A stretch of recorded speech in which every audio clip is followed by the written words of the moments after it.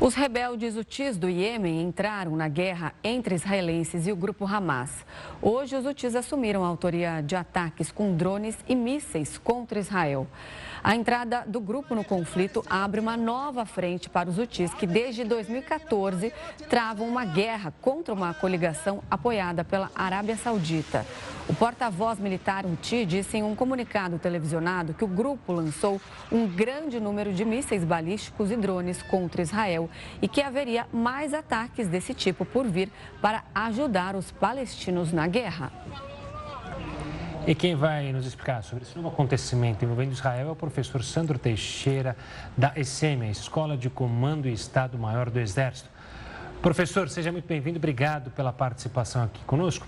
Eu queria pegar esse ponto que a Renata levantou sobre outra frente, digamos assim, desse conflito e o quanto que isso pode atrapalhar a ação do exército de Israel contra o Hamas quando se surgem outras frentes de ataques ao exército de Israel, seja do Hezbollah, seja de outros grupos terroristas. Isso atrapalha na organização para tomada de faixa de Gaza, que é basicamente o que a gente tem acompanhado de Israel. O objetivo é esse. Boa noite, Gustavo. Boa noite a toda a nossa audiência. Sem dúvida, as ações desempenhadas pelos Houthis estão num contexto maior, num contexto de uma geopolítica iraniana para a região, de pressionar Israel e dificultar os custos da ação militar israelense. Nesse sentido, dificultando a ação, lançando mísseis e foguetes contra Israel, Israel terá que deslocar meios de proteção antiaérea e por aí vai, para poder defender o sul do país e aumentar os custos de uma ação contra Gaza.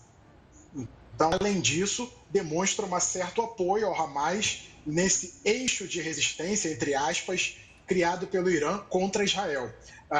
A movimentação do Hezbollah no norte, a gente tem visto uma série de ações, emboscadas e foguetes sendo lançados contra o norte de Israel, pelo sul do Líbano, pelo Hezbollah, e a gente tem visto patrulhas israelenses sendo alvo de emboscadas e por aí vai.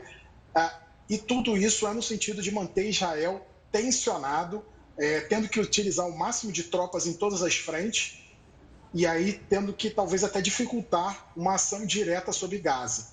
Por outro lado, isso também ajuda a entender por que Israel está sendo tão cauteloso em seu avanço em Gaza, para evitar milhares de mortes de civis palestinos, vítimas de um eventual combate urbano, o que poderia erodir o prestígio internacional de Israel.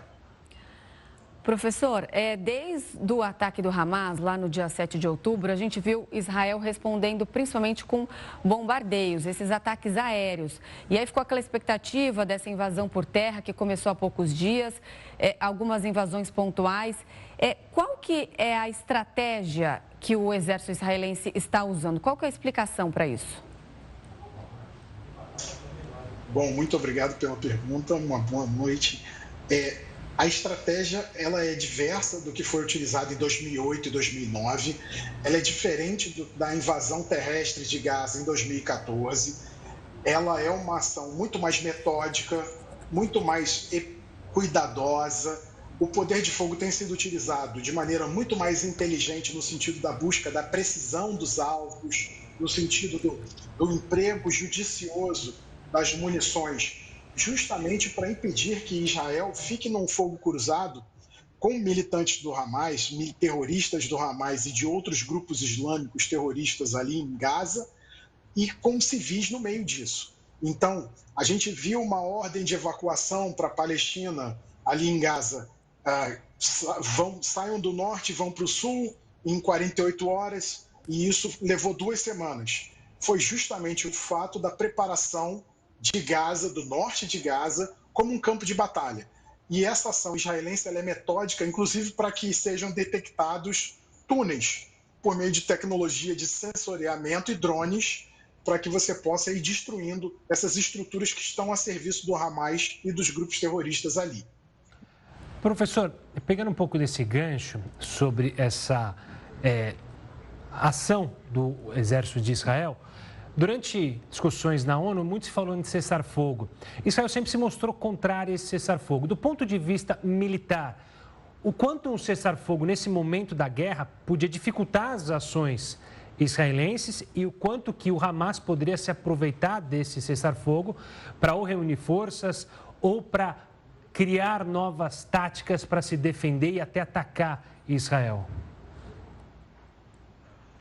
Bom, nesse momento, um cessar-fogo não só diminuiria a pressão sobre o Hamas e os outros grupos, eles não estariam mais sendo alvo de bombardeio, seja aéreo, seja naval, seja terrestre, e não estaria mais sendo alvo disso, o que já aliviaria muito a pressão sobre eles. Eles poderiam sair dos túneis, poderiam recuperar meios que estão danificados, podem ressuprir, ou seja, obter novos suprimentos que entrem na faixa de Gaza por esses túneis que eles possuem, porque os túneis não são só sob Gaza, eles também são vias de entrada de materiais em Gaza e é a principal maneira como o Hamas e os outros grupos conseguem obter munição, combustível e outros materiais de interesse para as suas atividades terroristas.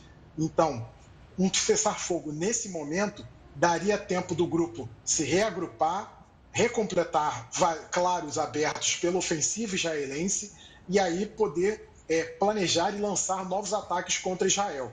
Porque não se pode acreditar que, num cessar-fogo, o Hamas observaria esse cessar-fogo, mesmo que ditado pela ONU ou por grandes potências, se não fosse interessante para ele.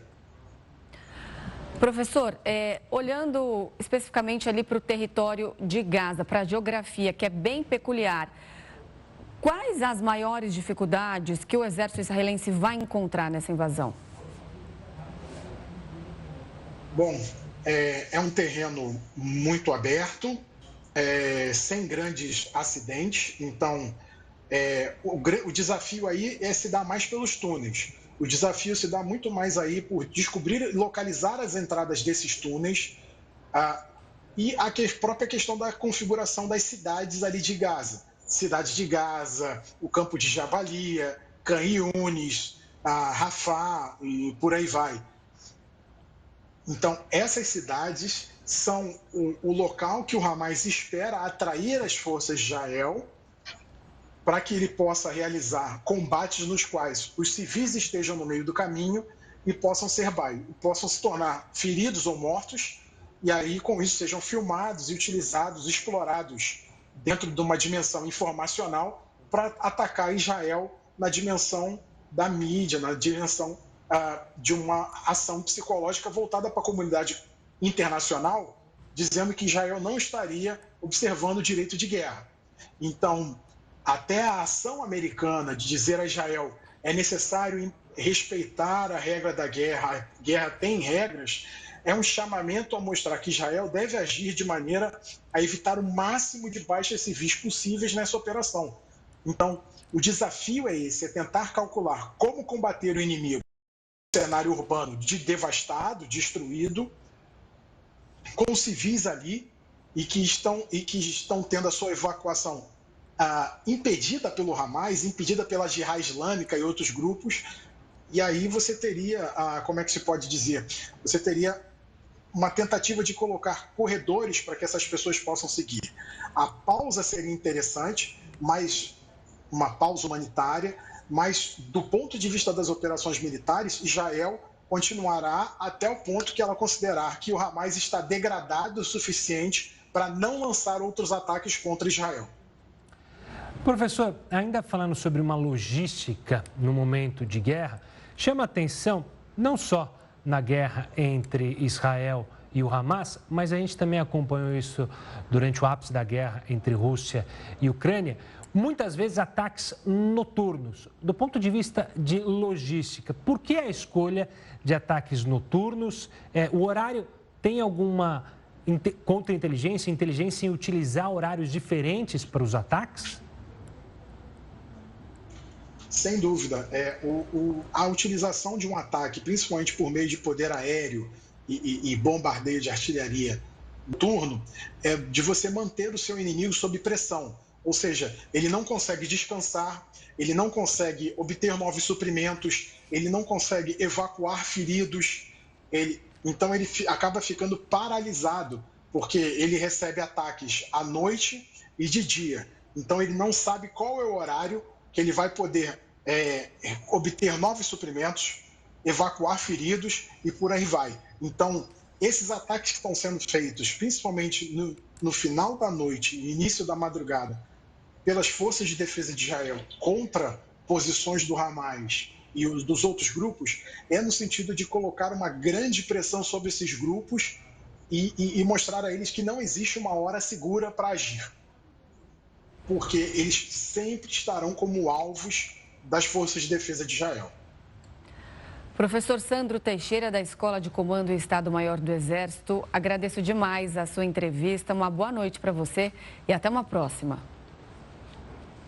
Muito obrigado a todos, uma ótima noite e agradecemos o convite da Record News. Um forte abraço, professor.